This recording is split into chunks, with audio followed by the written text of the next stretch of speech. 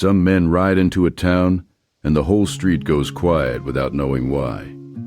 The horses feel it first, then the dogs, and finally the people standing still in doorways, watching him pass with a low, nameless dread, the kind you get when something in your gut recognizes a predator before your mind catches up.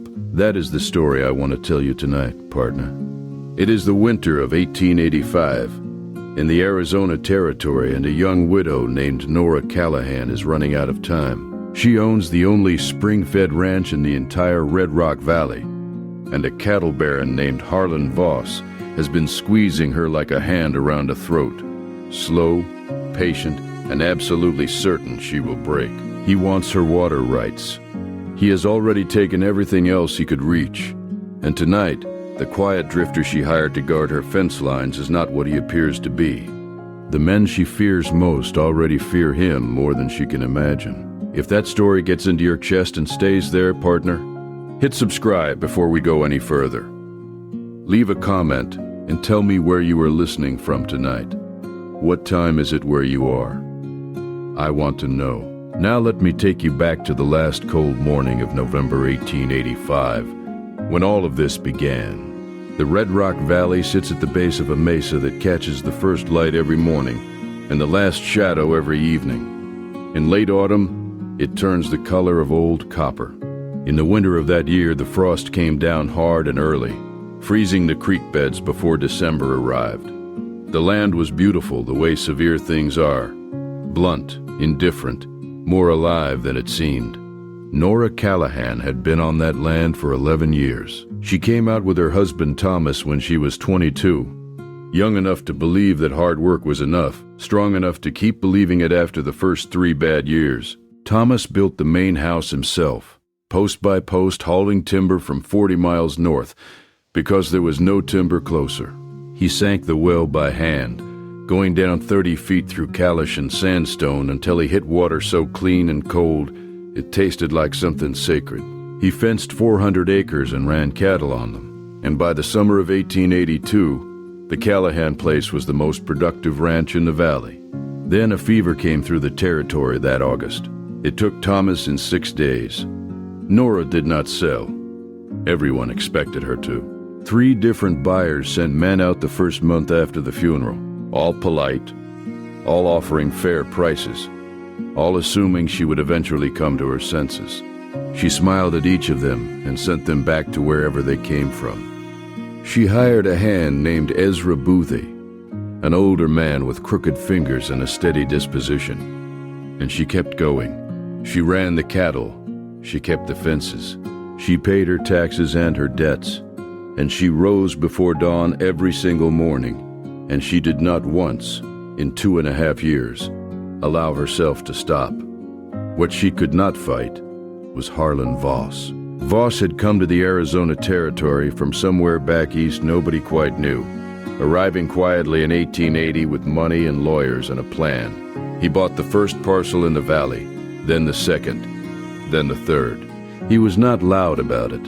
He didn't threaten. He simply made things difficult for the ranchers around him. One small inconvenience at a time, until they decided it was easier to sell than to keep fighting an invisible current. 3 families had already sold to him. The Harrington place north of the creek, Old Man Purcell's spread on the western ridge, the Benito family's cattle operation on the flat.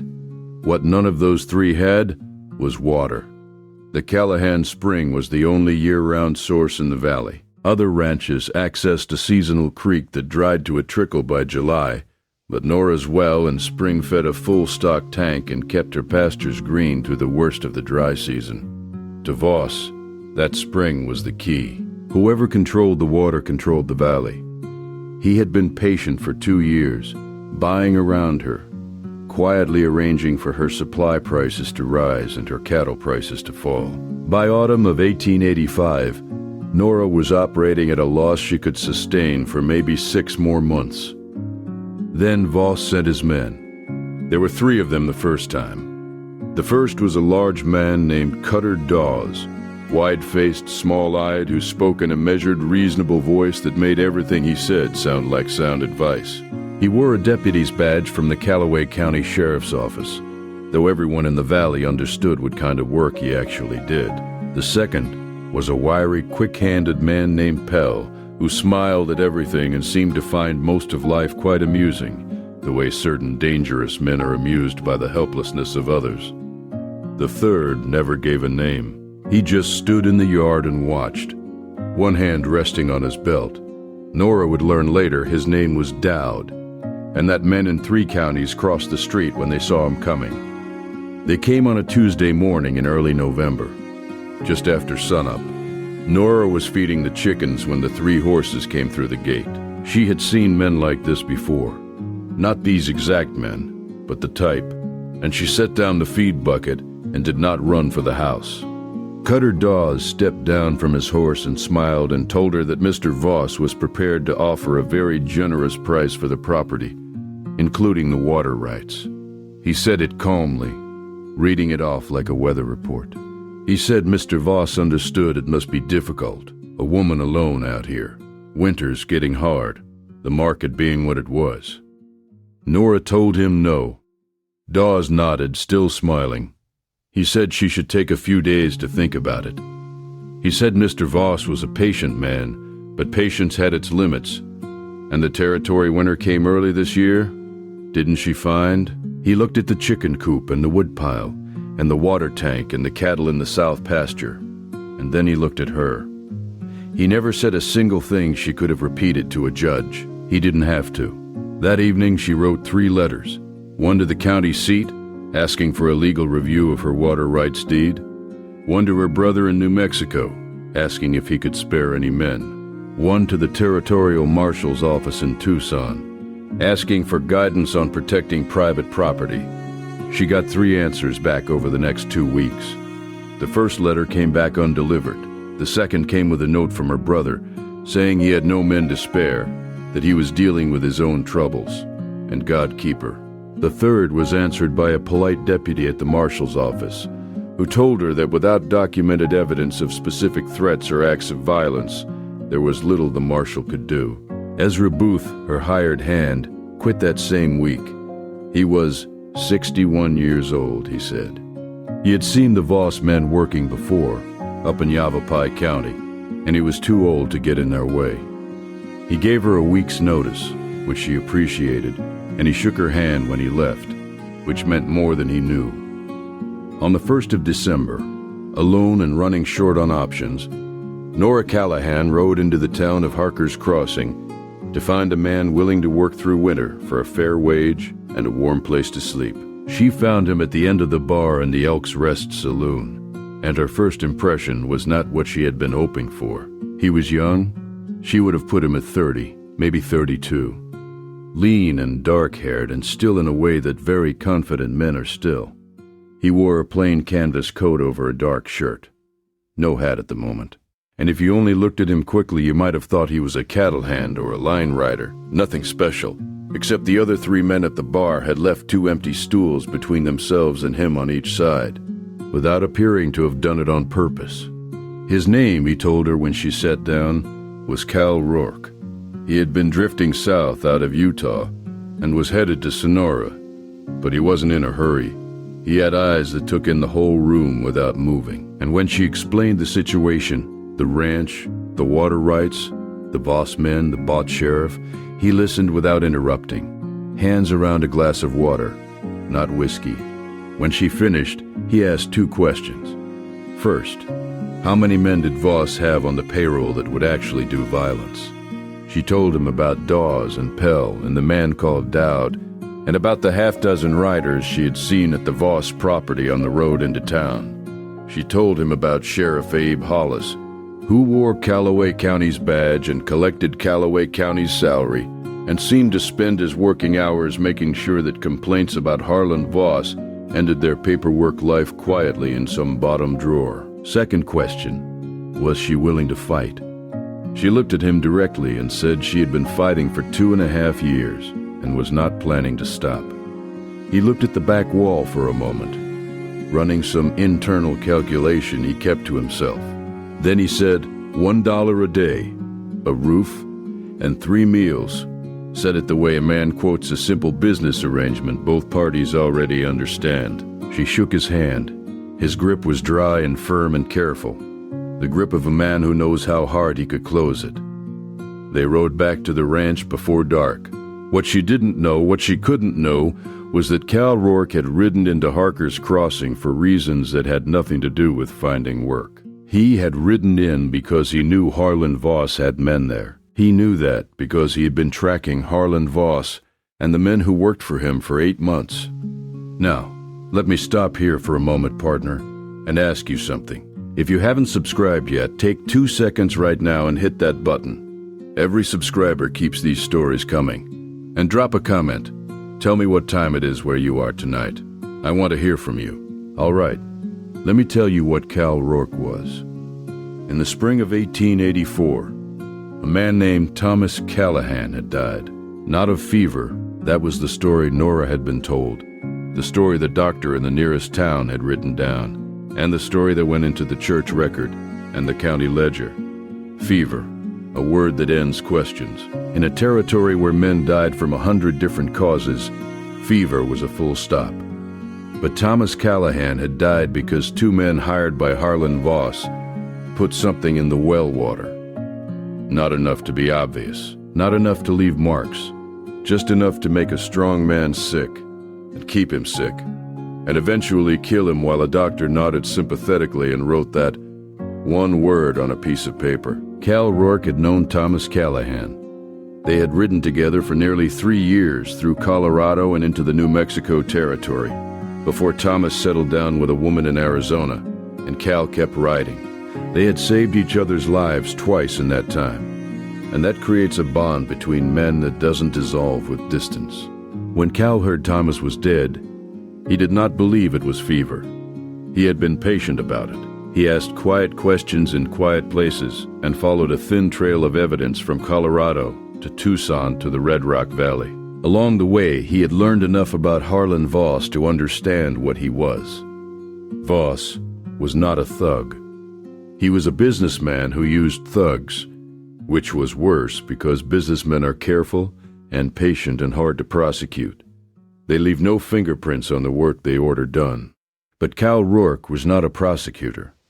His full name was Calvin James Rourke, and in the federal territories of Utah, Colorado, New Mexico, and Arizona, the name was not unknown. He had served as a deputy marshal for 4 years in the early 1880s, before he resigned and went his own way. In those 4 years, he tracked and brought in, or put down, when they made that necessary, 17 men on federal warrants. He was 27 years old when he resigned and had already built a reputation that had nothing to do with age. Men who had hired out their violence professionally, men who understood the difference between dangerous and merely armed, gave Cal Rourke a wide berth. Not because he looked frightening. He didn't. He was lean and quiet and wore nothing that announced gunfighter. The Colt on his right hip was worn smooth from use, not display, and he did not touch it unless he meant to use it. That was the thing men noticed and couldn't quite name. He never reached for the gun unless the gun was coming out, and when it came out, the other man was already too late. Harlan Voss's men in Harker's Crossing knew the name Rourke. Cutter Dawes knew it. Dowd knew it. When word got back to Voss that a man named Cal Rourke had taken up residence at the Callahan Ranch for wages, Voss did something he very rarely did. He went still. The first confrontation came 3 days after Cal arrived at the ranch. He spent those 3 days walking the property slowly, studying the terrain, the fence lines and the creek bed, and the rise to the northeast where the mesa created a natural choke point in the access road. He watched the distances and sight lines. He noted the barn layout, the outbuildings, the 2 gates, the position of the water tank. He said nothing of this to Nora. He just walked. On the 4th morning, Cutter Dawes came back. There were 5 of them this time. Dawes and Pell and Dowd and 2 men Nora hadn't seen before. Riders who kept their rifles across their saddles in a way that wasn't quite a threat but was certainly a reminder. They rode through the open gate before sunup, which told Cal they had been watching the ranch and knew that Nora usually didn't rise until first light. He was already standing in the yard when they arrived. standing at the far edge of the water tank, hands loose at his sides, canvas coat open despite the cold. He watched them ride in and didn't speak until they were 20 yards out. And then he said one thing, in a voice that carried without being raised. Gate was closed. Dawes looked at him from horseback, that measuring smile in place. He said he hadn't noticed the gate being closed, and there was a note of contempt in his voice, the contempt a man with 5 riders feels for one man standing alone in a yard. Cal said, "You noticed it. You didn't care. Which means you're telling her something." He paused. "So here's the answer to what you're telling her. The next man who comes through that gate uninvited leaves on foot. Not a threat. A promise. You can feel the difference." Pell made a small, amused sound. One of the new riders shifted in his saddle. Dowd, the quiet one, stared at Cal from the far right of the group. He was the one doing the real calculation. His eyes moved from Cal's hands to his face, to the yard and back to his hands. Cal watched him watch. Neither of them moved. After a moment, Dawes smiled wider and said they were just out for a morning ride. No harm intended. They'd be on their way. He turned his horse without hurry. The others followed. They rode back out through the gate. Pell glanced back once with that entertained look. Nora came out of the house as the horses cleared the gate. She had been watching from the window, rifle in hand. She looked at Cal standing alone in the cold light and said, "You knew they were coming." He said he had noticed a rider on the northeast rise the day before, just watching. She said, "They'll be back with more men." He said, "Yes." She looked at him. "Who are you exactly?" He looked at the gate where the 5 riders had gone. "Someone who should have come out here a year ago." She didn't press it, not yet. That evening by the kitchen fire after supper, she asked him again, plainly and directly, the way a woman who has dealt with hard things asks hard questions. He told her, not all at once. He told her he had known Thomas, that they had ridden together out of Colorado, that Thomas had been a good man, one of the best he had known, and that a good man's death deserved to be looked at straight, not covered over with comfortable words. Nora listened without speaking. She held her coffee cup in both hands and looked into the fire and did not cry, though the line of her jaw went tight and her breathing changed. When he finished, she was quiet for a long time. Then she asked, "What do you think happened to him?" He told her quietly and carefully, without softening it. He told her about Voss's pattern, about the doctor, about the questions he had asked in the months before he rode into Harker's crossing, and what had come back from them. When he was done, the fire had burned down, and the kitchen had gotten cold, and neither of them had moved. Nora set her cup on the table very carefully. She said, "You came here for Harlan Voss, not for me," he said. "Both." She looked at him. He met her eyes. She said, "That's either the most honest thing a man has ever said to me, or the most convenient." He said, "I know which it is." They sat in that kitchen for another hour without speaking much, and when Nora finally rose to go to bed, she put her hand briefly on the table near his, not touching, just near, and said quietly, "Thomas would have liked knowing you came."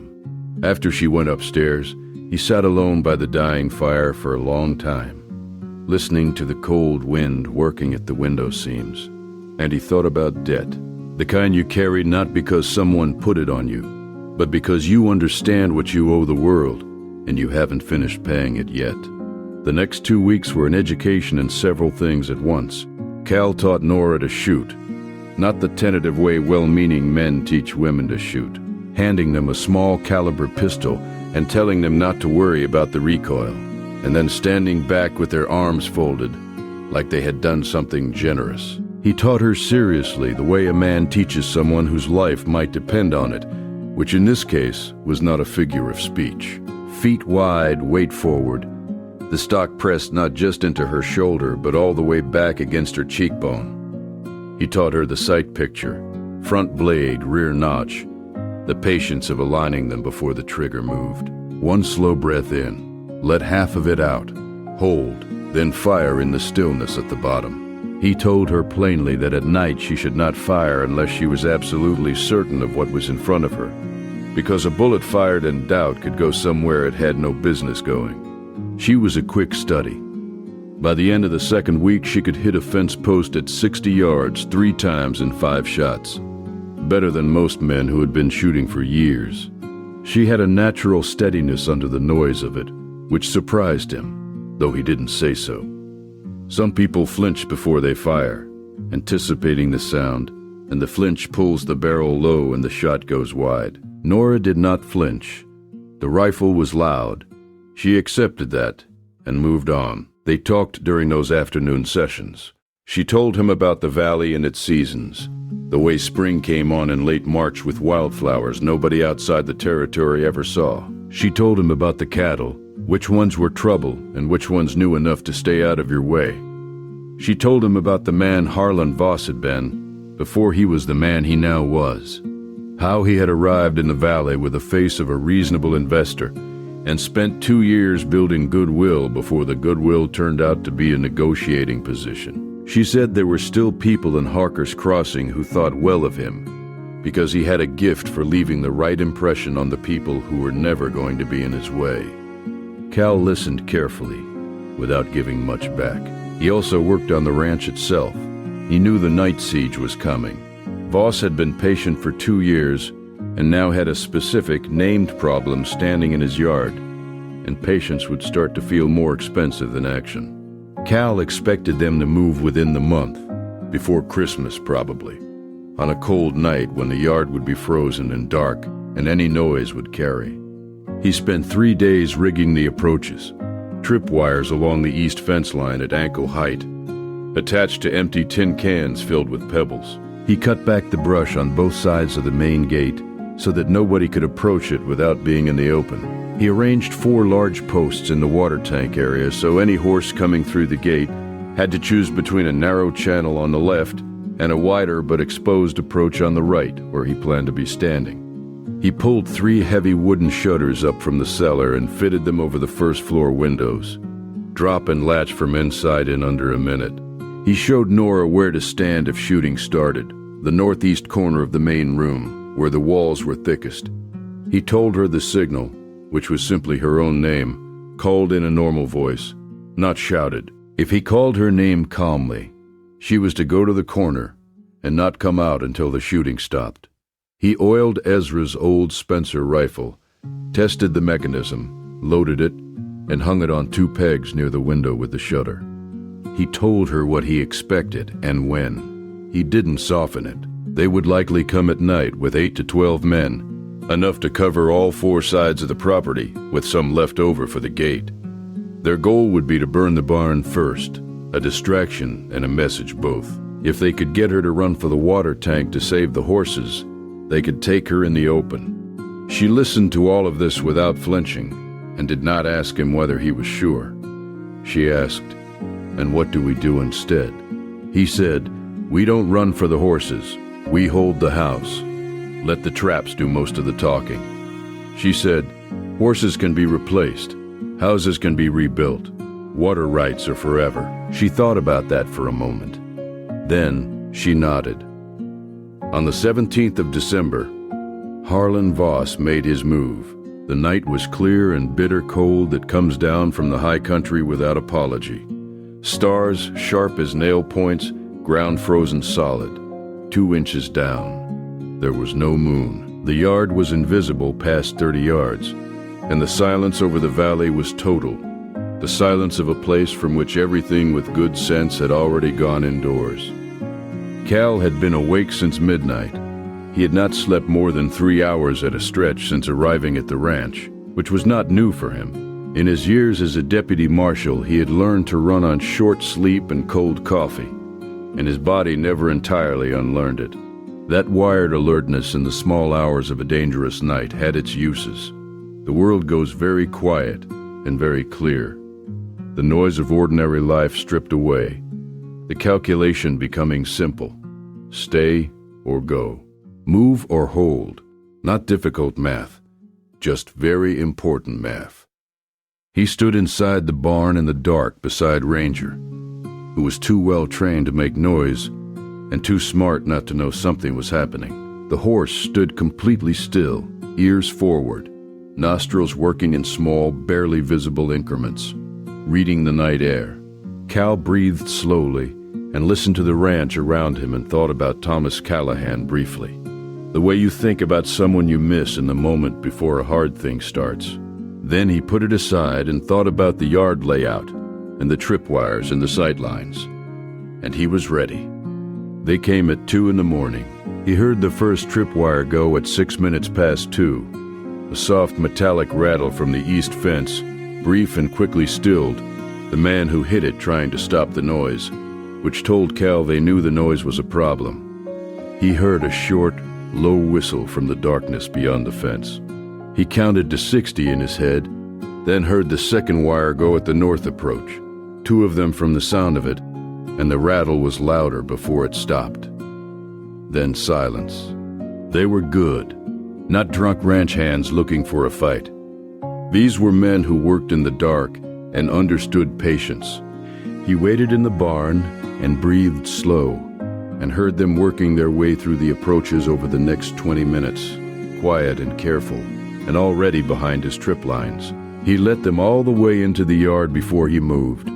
There were 11. He counted 9 before the night was over, and assumed 2 more at the gate he never directly saw.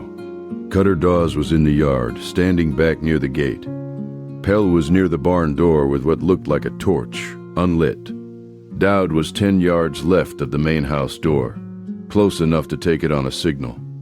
Cal came out of the barn at a walk, which was wrong, and that wrongness froze 3 of the nearest men for 1 full second before they recovered. He said, "I'll give you 1 chance to turn around and walk out. 1 chance, no harm done. After that, it gets hard." Pell found this funny, which was a mistake because the laugh told the 2 men nearest him that this wasn't serious. Dowd didn't laugh.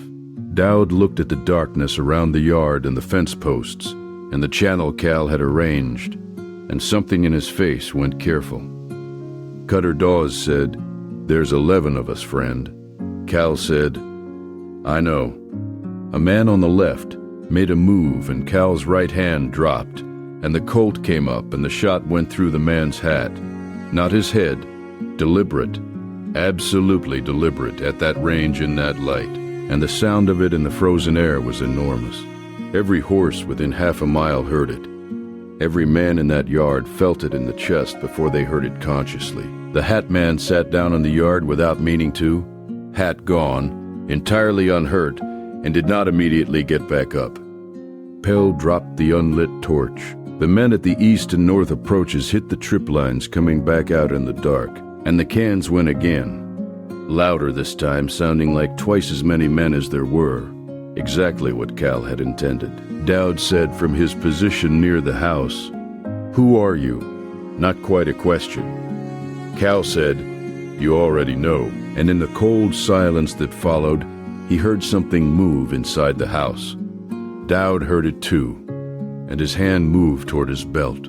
The front window shutter dropped open, and Nora Callahan was in the window with the Spencer rifle and the lamp behind her, illuminating her and the rifle and the open shutter in one sudden frame of light, and she said in a voice that did not waver by a single degree, "Get off my land." Dowd looked at her. He looked at Cal. He looked at the men in the yard and the 2 trip lines, and the hat on the ground, and the hat man still sitting in the dirt. Not a man who was afraid. A man doing arithmetic, quickly and without sentiment. He said, "This isn't over." Cal said, "It is for tonight." Dowd held that flat measuring look for 3 more seconds. Then he turned and walked to the gate, and the others followed him, some faster than others, and Cutter Dawes was last, still wearing his smile but wearing it differently now. They rode out into the dark. Nora stood in the open window with the rifle at her shoulder until she could no longer hear hoofbeats. Then she lowered it. Her hands were shaking, and she did not try to hide the fact. Cal came to the window and looked at her. She said, "Is that it?" He said, That's round one. She let out a breath that was not quite a laugh. Thomas always said you were honest. He looked at the dark where the riders had gone. She said, "What happens now?" He said, "Now we finish it." After Dowd and the others had gone, the night settled back into silence. The stars still burned cold overhead. The tin cans on the tripwires were quiet on the frozen ground.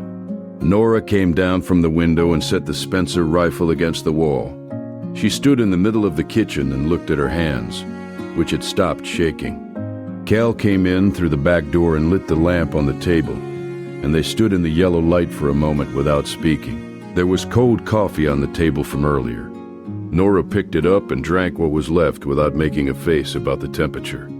Then she sat down and said, "Was that all of them?" Cal said he thought it was most of them.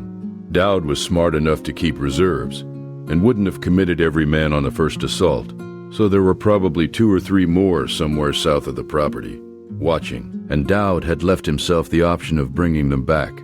But what had happened tonight changed the calculation for Voss in a way that distance and patience wouldn't fix. 11 men had ridden onto the property, and 11 men had ridden off it without accomplishing anything, and that story was going to travel whether Voss wanted it to or not. Nora looked at the lamp. She said, "He'll try to discredit whatever evidence you have." Cal said, "He'll try." She said, "That ledger Thomas kept, you've had it for 8 months, and nobody's acted on it." He said, "Nobody had the right leverage before. Now they do." She looked at him. "You mean tonight changes things for the Justice Office?" He said, "Tonight he used county deputies as muscle against a private citizen. That's a different conversation than fraud and land acquisition." Nora thought about that. Outside, somewhere far on the mesa, a coyote sang once and went quiet. She said, "You planned this, didn't you? Not just the traps. You planned for them to come." He didn't answer that directly. He said he had made sure that when they came, there would be witnesses and evidence, not just a story 2 sides disagreed about. She looked at him for a long time. Then she said, "Thomas told me you were the most patient man he ever rode with. Said you could wait longer than anything." She paused. "I thought that was just Thomas talking you up." Cal said nothing. She said, "It wasn't, was it?" He picked up his own cold coffee and drank it. What came next was not another night siege. It was something more final. Cal had 2 things Voss didn't know about. The first was a federal contact, a man named Abner Cole who worked for the Territorial Justice Office in Tucson, someone Cal had ridden with in the Marshal days, who had been asking on his own about a pattern of land acquisitions in the Southern Territory that didn't smell right. The second was a ledger. Thomas Callahan, before he died, had kept records. Thomas was a precise man. He had sensed something was wrong with the business pressures closing in on the valley, and he had written down dates, amounts, names, and observations over 18 months. He had mailed a copy to Cal along with a brief letter, saying simply that if anything happened to him, this would explain it. Cal had carried that ledger copy in his saddlebag for 8 months. 3 days after the siege, he rode to Harker's Crossing and sent a wire to Abner Cole in Tucson. Specific figures, specific names, specific dates from the ledger. Cole arrived 12 days later with 2 other men from the Territorial Justice Office. They did not go to Harlan Voss directly. They went first to the county records office, then to the bank in Harker's Crossing, then to the land office and the water rights registry. And then they went to the sheriff's office, where Abe Hollis, upon being shown what Cole's team had assembled, turned a color no healthy man turns, and then began, with the relief of a man dropping something very heavy he has carried too long, to talk. Hollis had not been on Voss's payroll for money. He had been there because Voss had something on him, a contract fraud from 5 years back, before Hollis wore a badge. Once Cole showed him that the ledger evidence made the old fraud almost irrelevant compared to what Voss had done to Thomas Callahan and the families he had displaced, Hollis decided that cooperation was the only path he had left.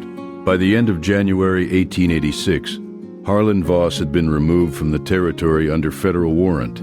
Cutter Dawes and 2 others faced charges of extortion and trespass. Dowd was gone, 3 counties away before Cole's men arrived, which meant he had seen the shape of things coming. Nobody went after him too hard, because Dowd was the type who had enough grievances against enough powerful people to make a useful witness someday if it came to that. Pell attempted to argue he had been employed in good faith and had no knowledge of any wrongdoing. Nobody believed him. He was not charged with anything serious, which infuriated Nora when she heard it. And Cal said that was usually how it went. The Callahan water rights were confirmed by the Territorial Land Office. The land was clear. Nora Callahan owned her spring and her well, and her 400 acres, and nobody was going to take them from her. On the 23rd of January, on a morning that was cold but bright, the frost burning off the south pasture in thin white curls of steam, Cal Rourke saddled his horse in the barn. He had told Nora the night before that he was leaving. He had told her plainly without softening it. She had listened and did not argue, which was one of the things about her he admired most. She understood what was true, even when it was inconvenient. She said she had always known he wasn't going to stay. She had known it from the way he looked at the northern road sometimes, the way a man looks at a direction when that direction is pulling at him. She made breakfast anyway. Eggs and cornbread and coffee strong enough to stand a spoon in. They ate in the kitchen and talked about Thomas, the real stories, the good ones, the ones that made them both smile. It felt like the right way to mark the end of something. Thomas had been worth knowing, worth missing, worth all of this. At the barn, she came to see him off. She stood in the bright cold morning in her coat, with her arms crossed against the chill, her dark hair pinned up, and she looked at him with those direct, steady eyes. She said, "I'll need to hire a proper hand come spring." He said, "You'll find one." She said, "I don't imagine I'll find another one like you." He said, "Better. Find a better one." She almost smiled. She said, "Will you come back through here if you ever come this way again?" He mounted up and he looked at the ranch, the house Thomas had built board by board, the well he had dug by hand, the pastures he had fenced acre by acre, all of it still standing, all of it hers. He said, "If I come this way again." She nodded. That was enough for her. She was not a woman who needed more than the truth, even when the truth wasn't everything she might have wanted. He rode out through the gate and did not look back, because looking back was a thing he had learned not to do. The road north was pale and straight under the winter sun, and Ranger picked up his pace the way horses do when they have a direction again. Behind him, the spring-fed water of the Callahan ranch ran on, cold and clear through the ice at its edges, and the south pasture caught the morning light and held it. Now, I am an old man, and I have been telling stories by fires for more years than I care to count. I was in the valley that winter. I knew some of the people involved. Not closely, but well enough, and I can tell you that what made that story worth telling isn't the shooting. The territory was full of shooting. What made it worth telling was a woman who did not quit when the world told her to, and a man who understood that some debts aren't paid with money. I have seen 100 men in this life who called themselves loyal and meant it only as long as it was easy.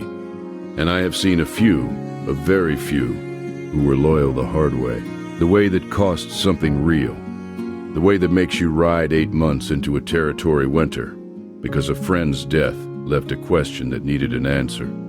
Cal Rourke never talked much about what he was. He let his actions speak, which is usually wiser. But the people who really knew him understood that underneath the stillness and the worn colt and the reputation he never claimed, what drove him was simple. He believed the world kept its own ledger, and he intended to stay on the right side of it. He didn't always manage it. No man does. But he kept trying, and that counts for more than most of us give it credit for. If you are out there tonight, partner, facing something bigger than what you have to meet it with, remember that help sometimes looks like nothing at all until you need it most. And remember, that a woman held her ground with a Spencer rifle and a lamp on a frozen December night in the Redrock Valley, in the Arizona Territory, in the winter of 1885. The land is still there. The spring still runs. That is the story. Keep your powder dry, partner. Until the next trail. One last thing. This is a work of fiction. Names, characters, and events are the product of storytelling and creative imagination. With assistance from AI tools, it is not intended to represent real historical events or persons. If this story gave you something tonight, I would be grateful for a like and a subscribe. It helps these stories reach the people who need them. And leave a comment. Tell me where you are in the world tonight, until our trails cross again.